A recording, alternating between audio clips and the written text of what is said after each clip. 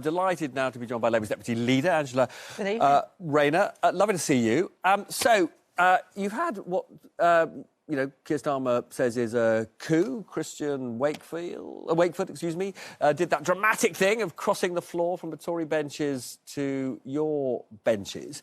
But it is quite striking that only months ago, he described your party actually using a word that even at this time of night, I don't think I'm allowed to use. And he was very rude, about your role shadowing Michael Gove. He said, one to watch for giggles. I mean, why have you let him into your party, given that, he's been so rude about you?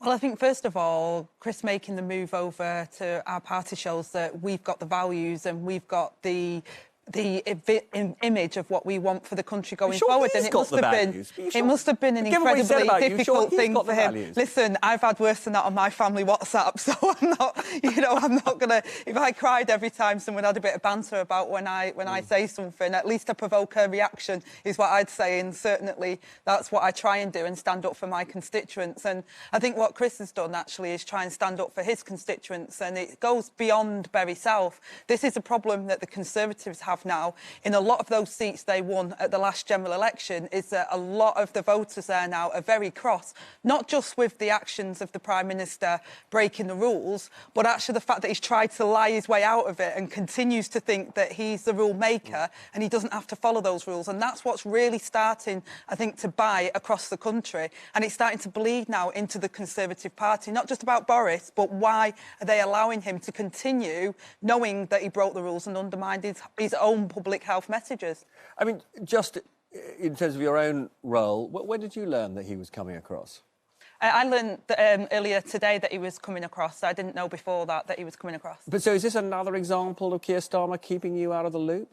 No, I don't think so. I think, this is a very personal situation for Chris, and I think he's fought really hard about it. If you read the letter that he sent to the Prime Minister, it wasn't just about what the Prime Minister's actions were, but he also talked about the fact that he didn't think that the Conservatives were levelling up, that he didn't think that investment would come in. You look at the manifesto that the Conservatives stood on, they've got the national insurance tax hike, we've got the situation now where people are seeing this rise in inflation, problems with their energy bills, and yet the government haven't got the answers to how they can improve ordinary working people's lives of this country. And he's feeling very frustrated and feeling that the Conservatives are not representing his constituents. But that said, many of your colleagues have actually pointed out to me that as a Tory MP, he backed the removal of the universal credit top-up, which, you would say has done so much harm to so many poorer families. He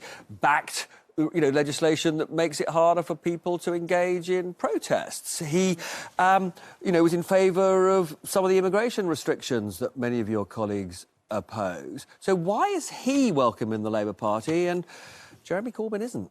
Well, let's be clear. What Chris was doing was following the party whip, but he was very outspoken, and he mentions again in his letter to the Prime Minister the issues that he faced on the things like universal credit, on issues to do with free school meals and poverty that people face at the moment. So he did have those problems with the Conservative Party, and that was why he moved over, because he thinks Labour are now representing those values of helping people get on and be successful in life. And the issue around Jeremy Corbyn is a completely separate issue. That's to do with the whips. Jeremy knows about that. It's something that Jeremy and the whips have to discuss, but that's not to do with why Chris decided that actually the Labour Party represents the values of fairness, of playing by the rules and helping people get on in life. And that's what we're showing we're doing, and that we're showing that actually we're the government in waiting that will always put the British people first. Now, the polls are showing that you're doing pretty well at the moment. You seem pretty confident. We just had Grant Shapps just tell me that he thinks there should be a by-election in Bury South.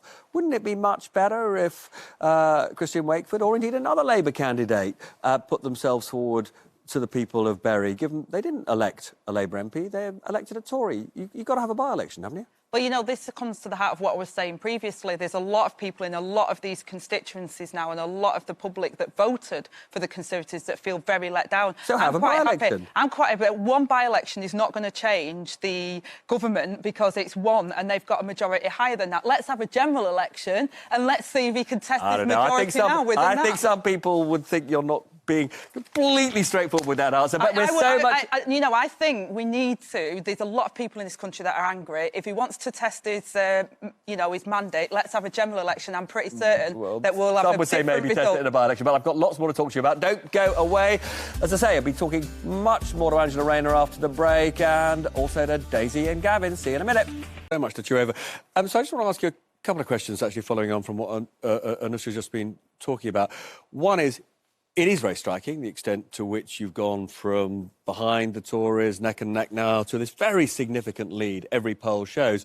But what Anushka is saying is that that lead is to some extent the result of people simply moving away from the Tories, but not being certain yet who they're going to vote for. So if the woes of the Tories are largely about disillusionment with Boris Johnson, and he either fixes himself or he goes, those polls could reverse very fast. So what can you do, essentially, to build on or to just reinforce that lead you've got? How are you going to convert those don't-knows into some porters?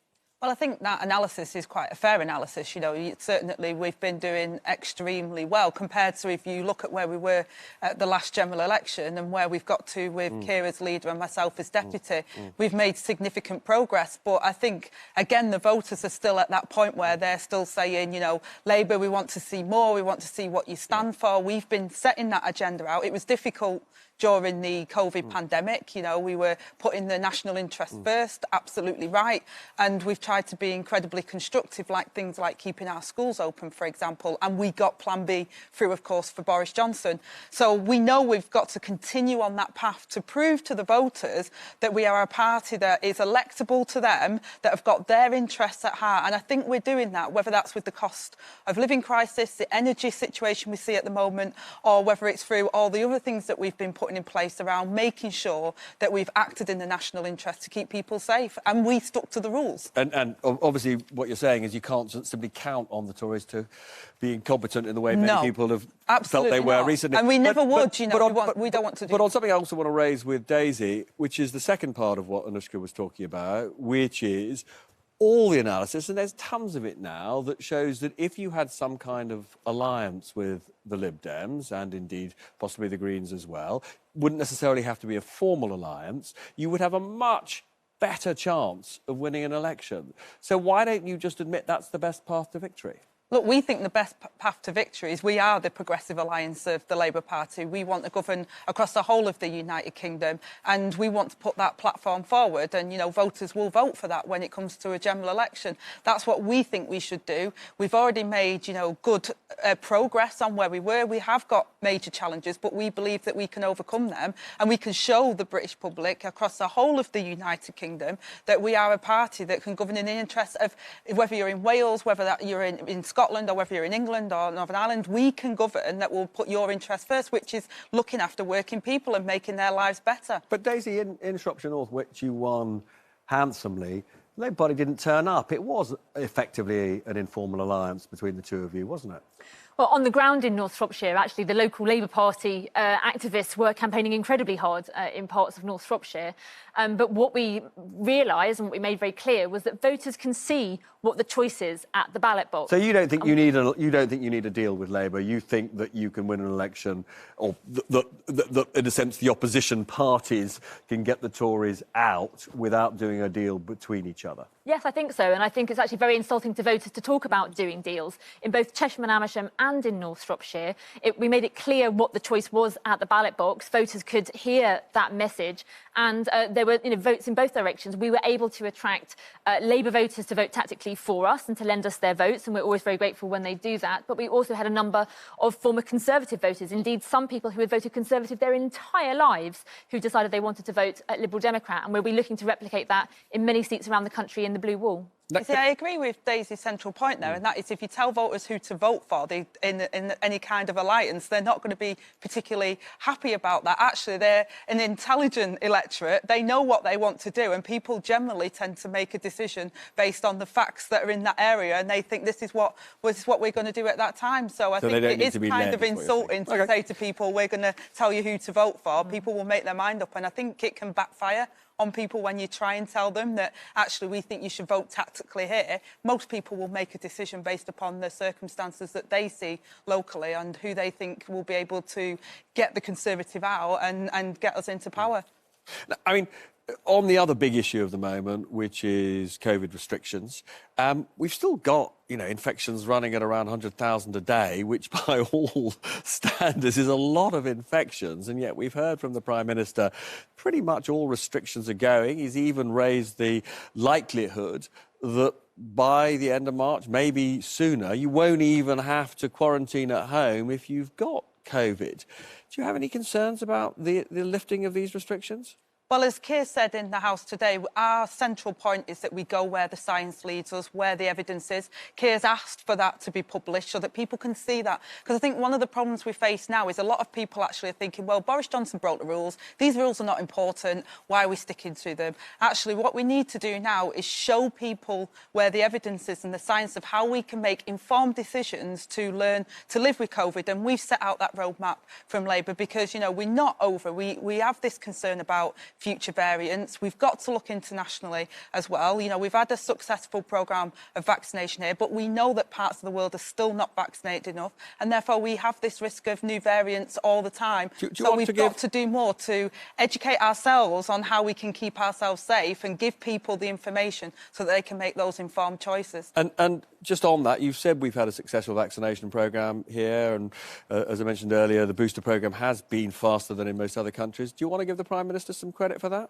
Well, the credit I'd give is the British public because they've responded to, they were asked to do the right thing. They were asked to keep to the rules. They were asked to get vaccinated. People have done that. That's the right thing for people to do. They've got us through the situation by the sheer, the values that we face as a country and how we've pulled together to try and help each other and our neighbours. So I think, actually, I give the credit there. But what's disappointing... But hang on, we wouldn't have bought the vaccines. I mean, if it hadn't been for the government and, our Oxford vaccine was tremendous, and the people that and the NHS and everyone who's been involved in that vaccine rollout deserves credit for that. But what the problem is now we're at a situation where the Prime Minister has undermined those public health messages, and what we're saying is important. I said this to Grant earlier. We don't do party political broadcasts on this programme, but lovely to see you. Thanks so much for coming on.